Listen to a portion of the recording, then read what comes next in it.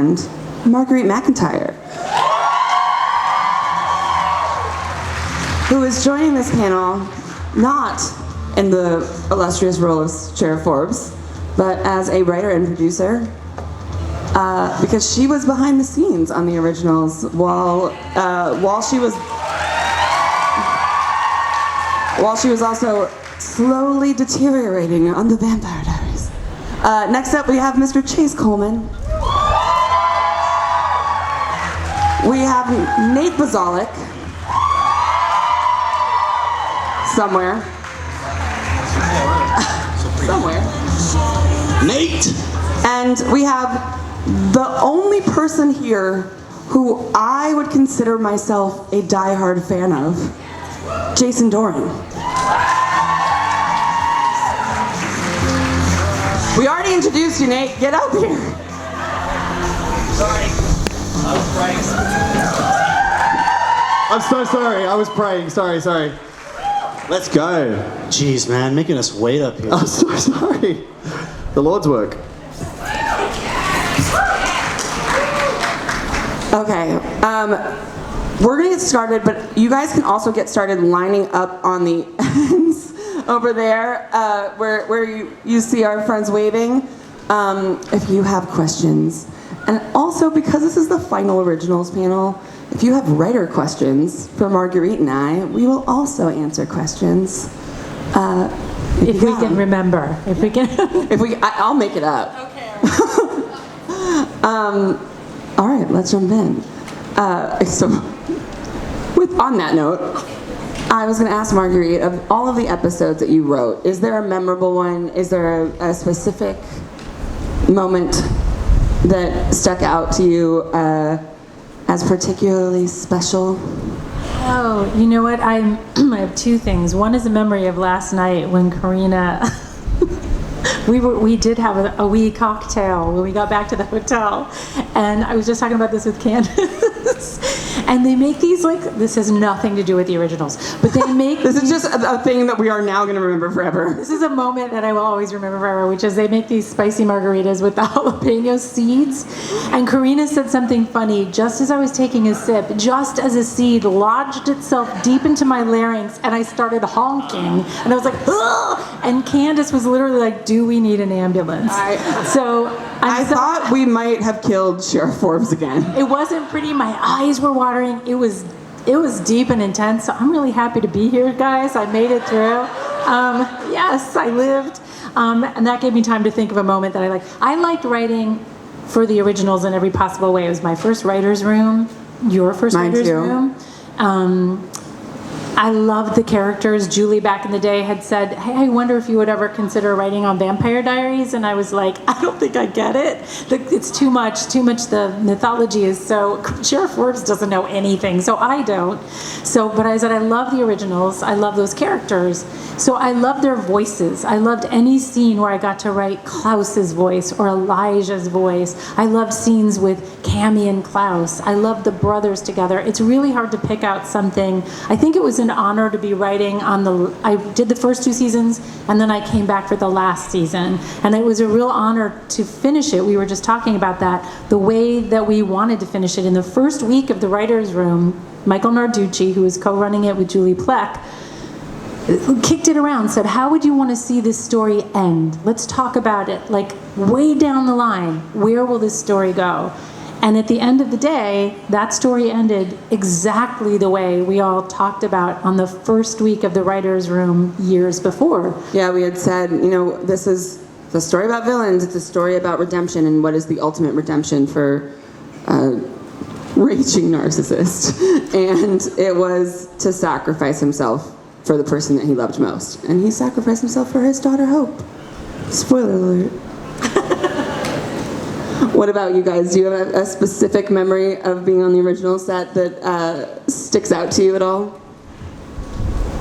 I got one of Not really. Nate. No. Everyone looked at me. Really. I'm trying to think of so many memories, so many great times. One of my fondest memories is the day that Joseph Morgan hit one of the Grip's cars But it wasn't just an average grip, it was the largest grip on set. And so we were riling up, Daniel and I, Joseph, all day saying, he really wants to fight you. He's not happy. And then we'd obviously go to the guy and we'd say to the guy, yeah, Joseph is pretty confident that he can beat you in a fist fight. That's what he's been saying at lunch, and I kind of think he is. And so we were just riling these two people up. Joseph was getting quite concerned because he was a large man. His hands were like, the size of a bear's. And Joseph is not a fighter. He's not, yeah. Is he a lover though? That seems like his personal business. Not like that. If he's not a fighter and he's not a lover, I believe he's a thinker. He's a thinker. Man. Thinker. He was thinking about how to get out of there, that's for sure. Chase, you got one? I know, I've got one, Chase. My first day on set of season 2, we were shooting Chase's funeral. And it was like the most buggy, disgusting, mosquito-y day. And he had to lie in a boat covered in fake blood for so long while Nathan just cried over him. And it was brutal. And you stuck it out like a trooper. And then we went to karaoke. And then there was karaoke, yeah. We had a lot of fun after that, yeah. Now I remember too, the death scene as well was lots of drowning in my own blood. So I had to constantly be guzzling it and coming out of my eyes and all kinds of stuff, yeah. Fun stuff. You got anything, Jason? I think getting directed by Joseph was cool. I know that they did that later on, and he's a cool actor, and I don't know, maybe what you consider just cares about acting and stuff. So, just to get directed by somebody like that is always another actor, and it's happening more and more. I really like it. Yeah. I enjoyed the professionalism that all you guys brought to it. Truly, for a young cast, that's pretty unique. So, Do any of you guys have directorial aspirations? Oh yeah. Oh yeah. I've been on deck to direct since Kyle XY. I was supposed to direct the next season we got canceled. Then I did originals and I was on deck to direct if I signed. Julie keeps dangling it. Sign a 3-year contract, and you're like, ooh, and then you leave and you fall out of the line. And so she dangled for me too. Yeah. When my contract was over and I was leaving, and she was like, "What do you want? I'll give you a pilot. What do you want?" No, I mean, I've been kind of on deck for a long, long time. The good news is, by the time I finally do, if I do before I die, I will know a lot more than I would have done. Maybe avoid jalapeno seeds in the future. less jalapeno seeds. Yeah, so I'm still on deck, but guys, it's not too late. I feel like it could happen. What about you, Jason? Yeah, I mean, I think it's almost like you're directing when you do self-tapes, in a way, especially with your friends, and I love it. I love working with actors, and I think Taylor Sheridan started as an acting coach. And then went on to be a director. Beyond Veronica Mars? Yes, that's right. But I enjoy working with actors. I like the self-tape era myself. Because you get to just work with your friends and try different things and stuff like that. And I think that's kind of the fun is in the rehearsal and figuring stuff out and that part of it. And then, you perform what you discover or whatever. But, I've enjoyed almost being a director in that way and done some little things myself anyhow. For those of you who don't know, it used to be that when you were auditioning for a big part, you would come into the casting director's office and the actors would all sit together in a room full of people who were the same type as them, looking around, wondering who's going to get the thing. And now, sort of post-pandemic, a lot of those offices have closed, and we now ask the actors to put themselves on tape. And there's kind of a divide. I know some actors really love being able to put themselves on tape, and they can do it multiple times. They can figure out the best one. And some of them are just so tired of having to be the director, the cameraman, the lighting, do the whole thing all by themselves. Yeah, you know what? I haven't been much of a, I haven't acted in a while, so I haven't had to do the self-tape era, and part of it is I'd probably be a terrible gaffer. I don't think I could light myself very well. I'd be I look as terrible as you could imagine on my own self-tape. The thing that I would miss, though, is that when I used to go in an audition, there's chemistry. When you meet people in a room, you're like, hi, and people can kind of read off you. The other thing is, as an actor, they give you sides. You have 2 pages of something, you don't know what the whole show is about. You got 2 pages. And in those 2 pages, this person is a raging bitch. So you go in and you're going to play a raging bitch for 2 pages. And half the time you'll walk in and say, hey, is there anything you want to tell me about this? Like, are people missing anything? And they'll be like, yeah, I don't know why. Everyone's playing her as a raging bitch. And you're like, Oh, okay. those people are so dumb. I know. You're like, Let me show you my take. Like everything about this is like that. So I would work a lot and get a lot of jobs because I asked that question, and then people would be like, no, she's just having a bad day because X, and you're like, oh, and then you do that, and they think you're a genius because you were in the room with them and could ask a question. So that's what to me is kind of sort of painful about the self-tape, is not being able to. You stand a better chance with more information, and people don't give you as much information as you would think when you just get sides for stuff, especially if it's a show that's not on the air yet or it's a one-off or something. So I kind of miss the in-person thing. I think it worked for me anyway. You're also very kind, I can tell, so maybe that's the difference between you and I.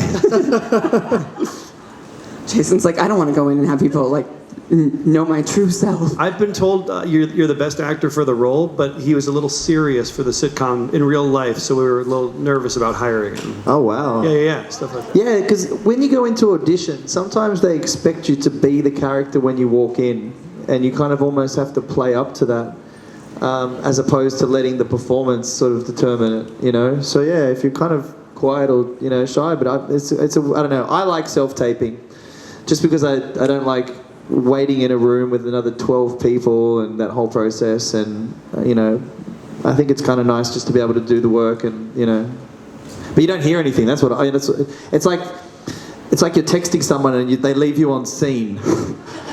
You're like, You get ghosted, basically. so what'd you think? Not gonna tell you. Nothing? Okay, thank you.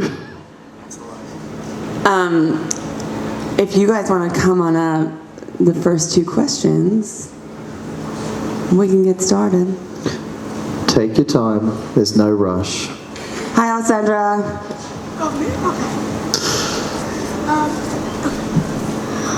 My question is related. I'm not sure if a lot of people know, but there was like a mini spin-off with Cole that lasted like a few episodes. And I was Yeah, there was a wondering, little web series just about Cole. Who wrote that thing? A Target? She was a genius. Was it a Target It was advertising? a Target ad.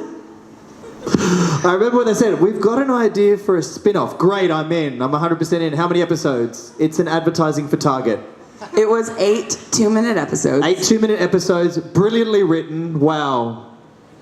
I think actually in Romania it was ranked as one of the most popular advertisements for Target of all time. No, I'm not joking. In Romania, very, very popular. It was hilarious too, because it took place in like 1920 in New Orleans. There was no Target in there. Like, it wasn't like it was like we had to like place a Target bag on the nothing. No. But they did pay us a bunch of money to get to shoot a little mini backstory for Cole. Never saw any of that money, but I'm glad you guys got it.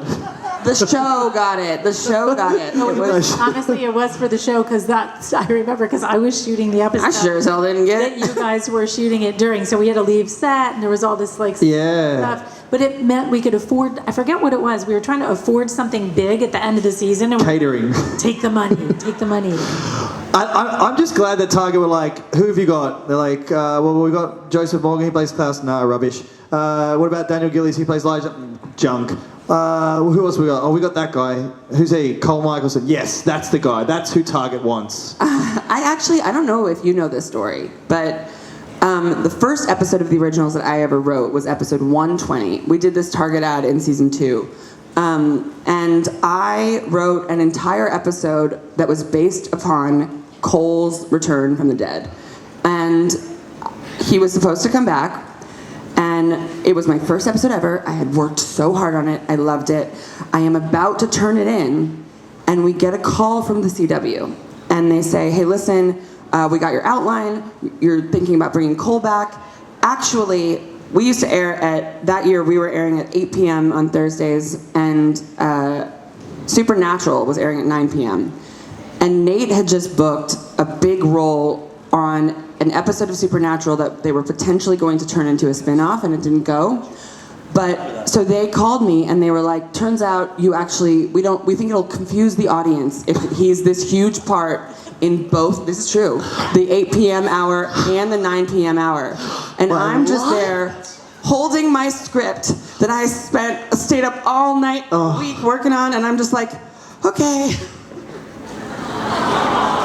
We could do it now if you still have the script. Well, so Dig up that script. So I throw it in the trash, I rewrite the episode, and now Michael comes back. So you're welcome, Sebastian.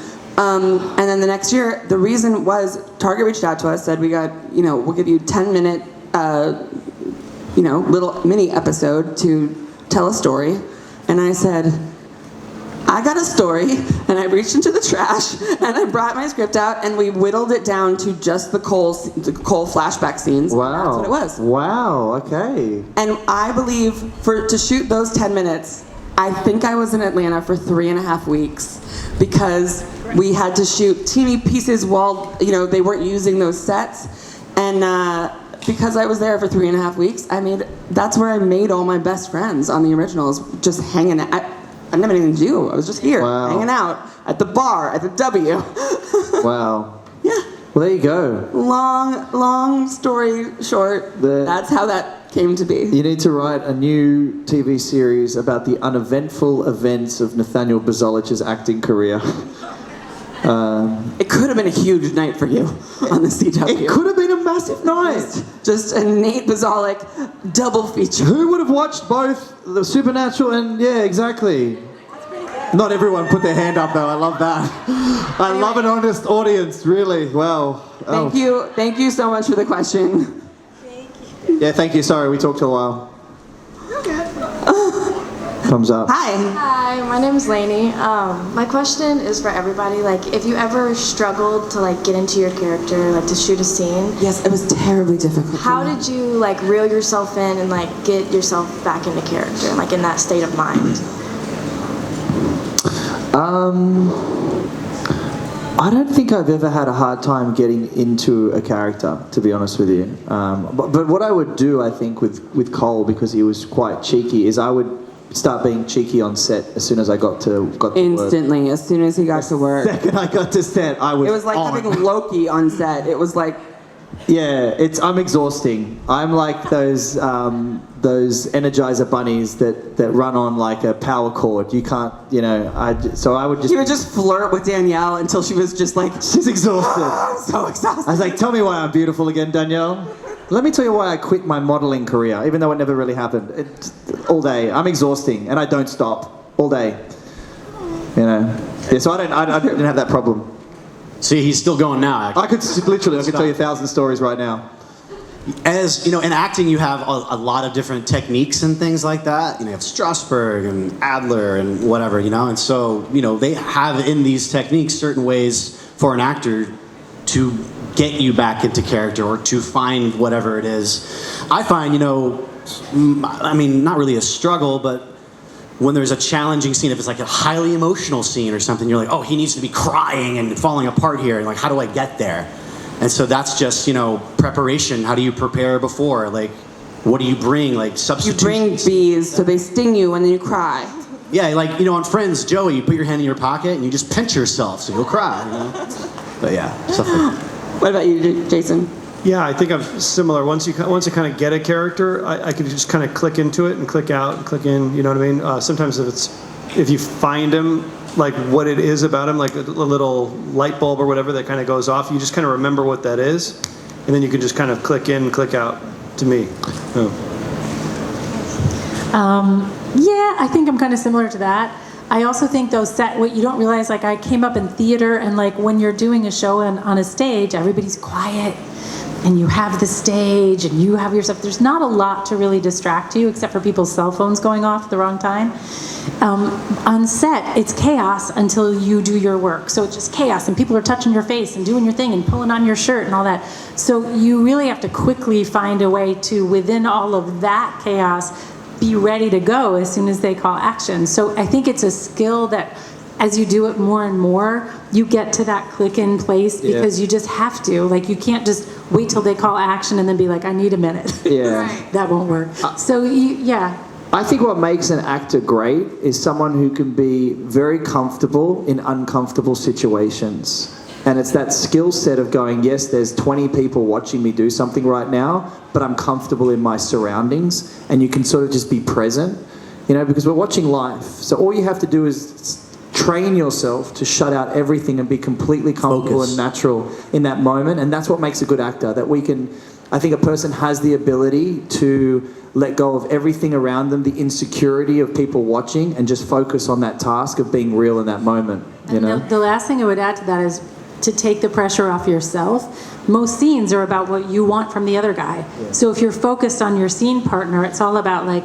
I care about you, Caroline. I want you to love me back. Like I'm thinking about that. I'm not thinking about me. I'm thinking about my scene partner, and that really helps. Really helps. You're an actress? I am not. Oh, well, we gave you pointless advice. Why, get out of here. Why are we even talking? Never get it. Let me give you something good. Invest in Bitcoin 5 years ago. Good luck. Thank you so much. Thank you guys. Love you all. Thank you. Hi, my name is Lily, and my question is for Nate. Who would be Cole's favorite Michelson sibling and why? None of them. If that's do you want the truthful answer? If there was going to be someone on a list, I would probably say Freya, because I don't think she attempted to dagger me. So just based off the data, she would probably get the pick. That's the best I got for you, darling. I'm so sorry. Thank you. Thank you. Huh? She just said Freya killed Davina. Not my problem. So you kill you, right? I'm Cole. I don't play Davina. Okay. Hi. Hi, I'm Beatrice. First of all, sorry for my English. I'm not from here. I'm Do grateful. not apologize. No, I'm grateful for your apology. Thank you. I was really hoping you were going to actually apologize. Whenever I used to love doing European conventions because they would apologize for their English, and I was always so touched by that. Thank you. Finally. Okay. I've had to listen to bad English all day, and finally someone gets it. I'm joking. It's Cole Michelson. Cheeky. Okay, sorry. Where are you from? Brazil. Brazil. Yeah. Okay. So my question is kind of war related. So I want to know if you could travel anywhere in the world tomorrow, where would you go? Because I'm from Brazil, and I want to know if you've been there or want to go there. I love Brazil. I've been there a few times. I love it. Yeah, I love it. Do we have to choose Brazil because you're from Brazil? Oh. Okay. I wouldn't choose You wouldn't choose Brazil. to live, yes, but to travel, no. Oh, yeah, okay. I live there, so. I would choose Jerusalem, probably just because it's my favorite place in the world. Yeah. And I was there like 2 days ago, so I would be happy to go back. Okay. You guys, everyone can answer, yeah. Oh man, I've never been to Italy, and What? I know it's kind of crazy, right? I really love pasta, so like. It's really good. I've been to only one country in Africa. I've been to Tanzania, and it's a vast, beautiful place. So I kind of like, I'd pick everywhere else in Africa, but anywhere that I could get to. Yeah. I've heard Iceland is cool. It is. Yeah. I'd probably like to try that. Yeah. Okay, thank you guys, love you. Can I change my answer? Yeah. Brazil. Brazil, São Paulo. Yeah. Yeah. Is that where you're from? Oh, yeah. The Holy Spirit told me. Yeah, São Paulo. New answer. Are you recording that? That really is. Airdrop it to her. It's a memory of her lifetime. She'll never forget that. Thank you. Thank you so much. Let me know if you go there. I will. I'll show you around. What's your name? Beatrice. Beatrice, I'm here! No, you don't look like her. She was a little bit shorter. Okay, thank you. I'll try. It's a big city. Thank you, Beatrice. I'll let you know. Thank you. Hello, my name is Alize, and my question is for all of you. But for the writers, is there any storyline or idea that you guys had that didn't make it that you would have liked to see? And then for the actors, is there anything you would have liked to see on the show as well? There was a time after Haley and Jackson got married, the Crescent Wolves, their curse went away, and the deal was the curse will come back if they break their marriage vows. So we have Haley and Jackson married, and we have Elijah over here, and we've got to figure out how to solve this conundrum without having Haley betray her pack. So we had this idea that perhaps Jackson would betray his pack. And we had a storyline where Klaus, Elijah, and Haley were off, saving the world as they do. And Jackson had a really bad day, and Freya had a really bad day, and Haley's apartment was across the street, across Bourbon Street from the compound, from the Michelson compound. And the idea was that Jackson was out on the balcony having a bottle of bourbon, and Freya comes out on Michelson balcony, really needing a glass of bourbon, and Jackson tosses her the bottle, and they start talking. And they become close, and they understand each other, and every night they start sharing a bottle of bourbon across the way. And ultimately, Jackson was going to break the marriage vows, and it was going to be his fault that the Crescent Wolves got screwed. And I really liked that storyline. Nathan and Riley were really good friends. Ultimately, Nathan and Riley ended up hooking up on my show. But I will say, we didn't do that storyline because Nathan had to leave the show. He had other obligations elsewhere. He was just a guest star, so the marriage vows never got broken because Jackson got his heart ripped out by Tristan. When I say that it's a storyline I wish we had gotten to do, I was excited. I liked the writing of that arc, but I'm so glad it didn't end up that way. I'm so glad that Jackson and Freya were in Endgame, because the story that we got to tell with Freya and Keelan in the final season was so extraordinary, and it felt so good to be able to put that story on TV. And shooting that first kiss in the pouring rain was one of the most fun nights I've had on set. So it's a teeny regret, but not a real regret, I don't even think I can remember anything specific, but I always loved when we went back in history and showed something that happened to them 400 years ago or 300, any of those I loved. And I think there were millions of pitches. I can't even remember ones that we sort of rejected, but I always loved, I loved when we put you guys in some kind of crazy costumes and stuck you in another era. It was great. I did a panel with Gillies the other day, and he asked me, what the limitations on those were, because they were always in these beautiful costumes, and then we'd be like, and they're hanging out in a field, because those period pieces are extremely expensive. And so the limitations were really that we would go so far back in time that we didn't need to worry about getting cars from the 70s and getting, so we were always just and then a field. This looks like a field would look 1,000 years ago. That'll do. So really, there were a few pitches about the 80s and 90s that went away. The question for us was what we think. Yeah, I think the last episode was lacking one thing in that final moment. And when you look at these two characters and they're daggering each other and there's this sacrificial moment, and they both stab each other with this white oak stake, I think the writers missed something. I'm going to be honest. Did we?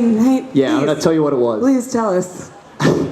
As they fly away into the dust, spoiler alert if you haven't seen it, not my problem. As they float away into the dust, I think the camera should have panned on a bench. And on that bench is Cole Michelson eating popcorn. Watching them dagger each other and just being like, it hurts, doesn't it? Would have been beautiful. Would have been chef's kiss. And look, I'm not saying you did a bad job. I'm just saying you didn't do a great job. That's all. Thank you. Thank you. I'll never work again. Thank you. Hi, what did you do to prepare and research for the show being set in New Orleans? And do you think it was important to the writers to keep things historically and geographically accurate within the storyline? Yes. I had never been to New Orleans the entire time we were on the show. I had never gone. I didn't go until well past after we wrapped. But I got a lot of help from the other writers that did. So. Yeah, and also we read, but remember before we started season 1, you read so much. We read all the history, we read all the books, we also had maps up, we had all this stuff, there was a lot of research to try and be, groovy about it. And then when we were breaking the pilot, it was actually Julie, me, and Michael Narducci went to New Orleans I won't lie, there may have been a cocktail or two that time. And we just sat around and talked about the vibe of the place, and we'd sort of like, again, we'd done some homework already, and we just started like suddenly like this character called Michael. Not Michael, actually, when we were doing Marcel's character, like started to like percolate, and like all these characters started to felt like they were there. It felt like evocative. It was a beautiful, fertile place to do it. But the rest was just like, research. By the way, Charles told me on the panel the other day that it came down to him and Pedro Pascal for Marcel. Who chose Charles Michael Davis? I could have Pedro Pascal at my birthday parties, and instead I have Charles. I love Charles. I'm kidding. There was no one else that could be Marcel. But Pedro Pascal could come to my birthday parties. Thank you so much. Hey, I'm Amber. In the spirit of the food questions, bacon or sausage? Bacon. Bacon all the way. Easy. What sort of sausage? You choose. Yeah, I don't. It's not complicated. Yeah, it's a hard question. I'll get back to you. Yeah. Leave your email and I'll give you a detailed answer. I need that. Bacon. Come on, Carina. My family's Muslim. I don't do bacon. So it's like not even. So that was my issue too. I don't do bacon either anymore. So that was hard. I That's why I don't wanted eat to it know anymore, but it's the thing when I became vegetarian, I walk down the street and I smell bacon and I'm just desperate. I love that we are going to turn this incredibly simple about question bacon. into an hour-long. Here's the Very thing. complicated. What is bacon? Thank you so much for your question. Is it thick or thin? Like we need no. She's gone. Canadian She's bacon. Gone. Canadian. Yeah. Wow. Hi. Hi, my name is Evelyn. My question's actually for Jason.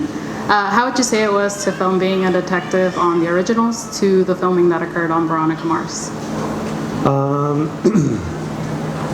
He was more of like a straightforward character instead of like a wild kind of character. So in walking into the world of like, there was so much going on, you know what I mean? Trying to, catch up in a short period of time from when you get cast to, you gotta, there's 3 seasons or 4 seasons already have happened. So it's just different, just walking into a different cast. It's not your own cast, so everybody was super friendly, so that was cool. Like coming into it, and everybody had their own little rooms, and they had them all decorated from like 3 years of work, so it was kind of like a set, you know what I mean, on the original, just to see some of your guys' rooms. And yeah, I was the guest of the show in that way, but they made me feel really cool. So when they told us that Jason was willing to do this part, I lost my mind. I'm a diehard Veronica Mars fan. Like when they announced that they were doing the movie, that the fan-funded movie, I wept, openly wept. I was so happy.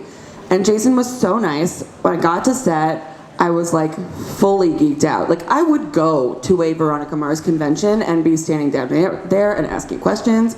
And I like went up, I was like, hi, I'm a writer. I was trying so hard to be professional. I was not. I was like, can we take a selfie? And he let me take a selfie. And then I was like, he's never gonna talk to me again. Like this is mortifying. Do you remember that? And then, well, it doesn't matter, I do. I don't want to know if he doesn't remember it. God, Chase. But then I will never forget, he's the nicest guy ever.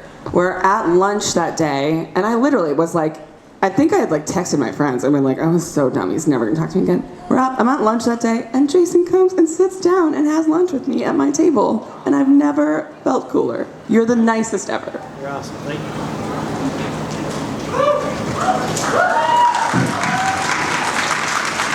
Hello. I still have that selfie.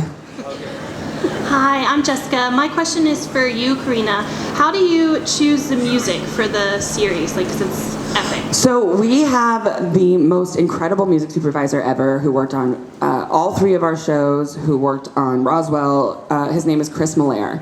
And the funny thing is, when I moved to LA after college, I wanted to be a music supervisor. I wanted to pick the music. I had watched The OC and Grey's Anatomy, and I was like, that's gonna be my job. It's gonna be great.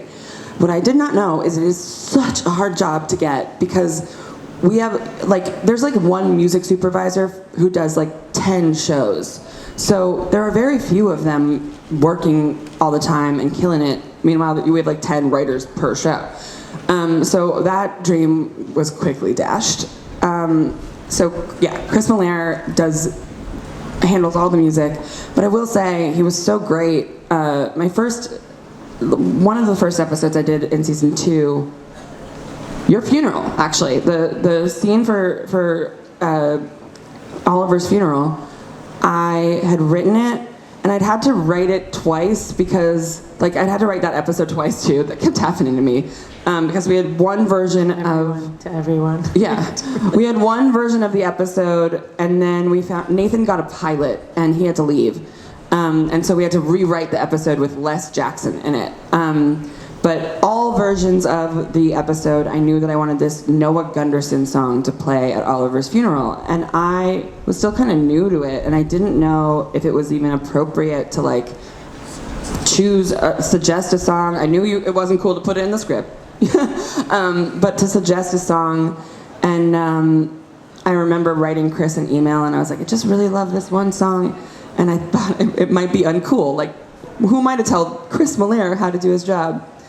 And it was in the cut, and I was still so proud of myself for that. I'm still proud of myself for that. Thank you. Hi, my name's Cassie, and I'm from Australia. So I just want to say thanks for coming, and it's good to see all of you. Thank you for coming. No worries. My request is for Nate. Now that Gillies is gone, would you mind doing an impression of Gillies / Elijah? It's just the ongoing thing. I did it yesterday. I must have missed it yesterday. Well, that's your fault. Lightning doesn't strike twice unless you pay me. Fair enough. Can I ask a question then? Yeah, yes, you absolutely can ask a question. Hit me. Okay. So as a fellow Australian, I'm just wondering, I asked Oliver and Rebecca the same question the other day, but where do you prefer working? Do you prefer working in Australia or here? I definitely prefer working here in the US, and I'll tell you why. Before I came to work on Vampire Diaries in the original, I did some shows in Australia, and let's just say our budgets are very, very small in Australia, especially back then. We're talking almost 20 years ago. And there would be scenes where you would be let's say you're fighting with your girlfriend in a scene, and you would want to slam the door shut, but you couldn't because the sets were so bad that the whole thing would come down. So you'd be like, I'm just so mad at you right now. And you don't even understand what's going on, right? And you're like, oh, and even putting cups down, the sound guys were like, when you put the cup down, if you can just put it down like that. I'm like, oh, I am just so angry. And I just, so it was when I got to the sets in the originals of Vampire Diaries, I was like, wow, this is solid. I mean, you can kick this and it's going to stay up. So it's amazing. But also just the quality of work, the writing, what's special about when I first got to the sets with Vampire Diaries is I was like, it was huge, a studio. And the first person I met was actually Daniel Gillies, surprisingly enough. But I was just amazed. It's so easy. You have my face. No, you have my face. You have my face. You have my face. You're really good looking. And then he didn't say it back to me. I got cast because I look like him, supposedly. I think that was the Warner Brothers meeting. They were like, hey, well, you're looking for Elijah's brother. How about this guy? But the sets were so incredible that I felt like as an actor, you could walk on set and feel like you were just in the scene already because they were so well put together that it makes your job easy. It's just so fun to sort of be in an environment like that. So 100% US. Our sets on the originals were the best sets that I've ever seen. Yeah, they're I've been on next a lot level. of shows. I mean, we had the walls of the Michelson compound had layers and layers and layers of paint. The age, they would put the water lines where it would have hit in every hurricane along the stones. Our set painter it was just incredible. We were so lucky. And I don't think, we didn't have a big budget. We had a very, very, very small budget. So what that was people working really, really hard. And you don't think about that, I think, when you're watching the show. Like, there's a guy whose job is set painter, and he comes in to make sure the water line works on every new thing. It was just incredible. Thank you. Because you came all the way from Australia, I'll do a 1-second Daniel Gillies. Hang on. Are you ready for your PTSD? And action. Niklaus.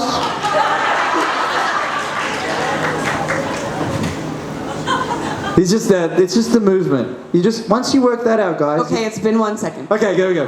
You got the Daniel Gillies. I was going to do a whole tutorial. Thank you so much. No worries, you're welcome. Thanks for coming. Thank you. Hi. Sorry, I'm really nervous. I want to be like when I graduate college, which will be soon. What I want to be is I want to work on movie sets, like as a costume designer. Like I love the behind the scenes of movies and TV shows and like clothes like that. Do you have any tips or any like advice for me? And can I film this? Yes, you can film this. Tips and advice. Tips All for right. costumes? Here's what I would say. Where do you live? Do you live in Atlanta? No, I live in Florida, South Florida. There's a lot of production there, isn't there? I mean, there would be what you need to do is hop onto any production near you that you can, as any kind of assistant you can be, and express your interest in being a costume assistant, and then go be the best assistant you can possibly be. Make yourself absolutely where we can't live without you, and you will open doors for yourself. And then ask a lot of questions of those people that you're working with who do the job you want to do. Find out how they got there. Start figuring out, is there some class you can take? Is there something you don't know? Should you be studying costumes in a certain kind of a way? I don't know costumes as well as I know the other routes, but I think that's the way. Start assisting anywhere you can with people who can help you get to that next level, and be wonderful and show up on time and do all those kinds of things to make you stand out. Okay. Any kind of, like, even like commercials or like any kind production. of set. Yeah. Thank you. Thank you. Good luck. Hi, my name is Antonia. This one is for the writers again.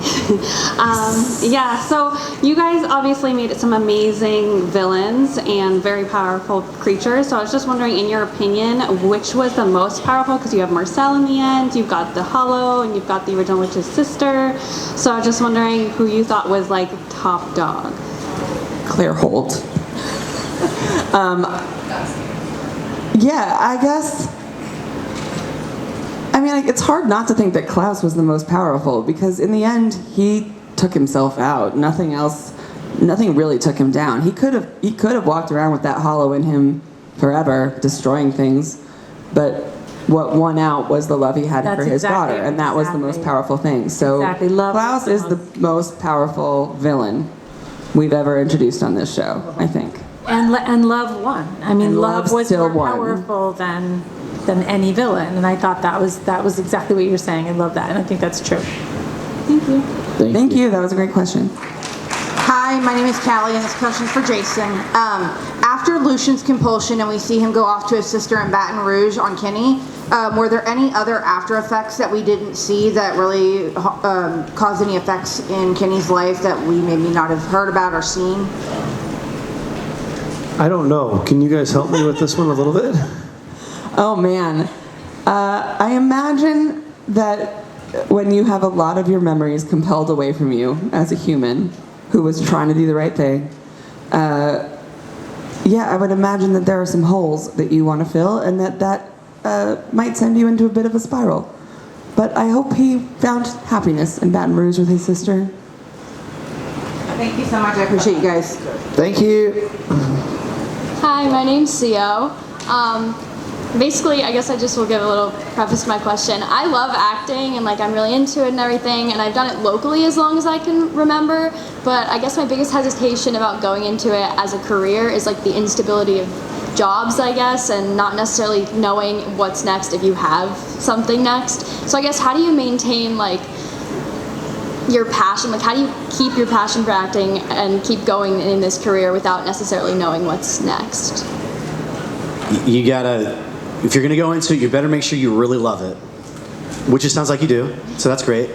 But you got to stay busy. You can't, be sitting around all day wondering about when the next call is going to come or if you're going to hear about an audition. You just got to get into other things, get into a class, like get into an acting class, and stretch yourself and work on characters and work on things that you want, dream stuff, dream characters you want to do and stretch yourself so that, when it's time to get an audition and do the work, you're ready, but you're not always focusing about just auditioning or whatever. Like you have a life, you know what I'm saying? That's very important, I think, to spread yourself a little. Make it your number one passion, but don't ever let it be your number one purpose. There's a difference. And I think when you have a purpose that's larger than your passion, it allows you to just go along with the journey of what this is. There's no guarantees in our business, and I think a lot of people will drop out as they get older because they realize the job insecurity of what this presents isn't very strong. But when you're passionate about it and it's not your purpose, I think you have a different perspective on it. And whether you win or you lose or you'll make it or you're not, it's not really going to determine who you are as an individual. So I would say that, like I said, passion, great, number one. But have a purpose that's above that goes beyond your career, your job, your income, and have a purpose that's much larger than that. Because I think that's really what's far more important in life. On my deathbed, I'm not going to say this, man, I wish I had got the role of Stefan. I just won't. And so I think purpose should always trump passion. Yeah, it sounds like you want to do it, so I don't know, you could start locally with activities, get your friends together, start learning it, watch the people you love and see what it is about them, what you can borrow for your own acting. Do special work. I think you kind of mentioned that, like how can I be the best I can be in that way? And then you could have another job too that sort of like you get that makes you money so you don't have to do things, I don't know, so you can have some kind of security so that you can work on acting full time, you know what I mean? Because then you're not worried about that, then you can just do what you love, and I think that would be good. We have time for one more question. Thank you. Good luck. Looks like a good one. Hi, my name is Maria. I'm from Mexico. And my question is for all of you. What is your favorite show? Vampire Diaries, Legacies, or the originals? The originals. Yeah, the originals. The originals. Isn't this the originals panel? Yeah. Come on, Sheriff Forbes. Here's the thing. Don't you dare. I'm going to preface what I'm about to say. Okay. There's a preface, which is I worked on all of them in different ways. I love all my children. And don't tell anyone. Originals. Everybody, tell everybody.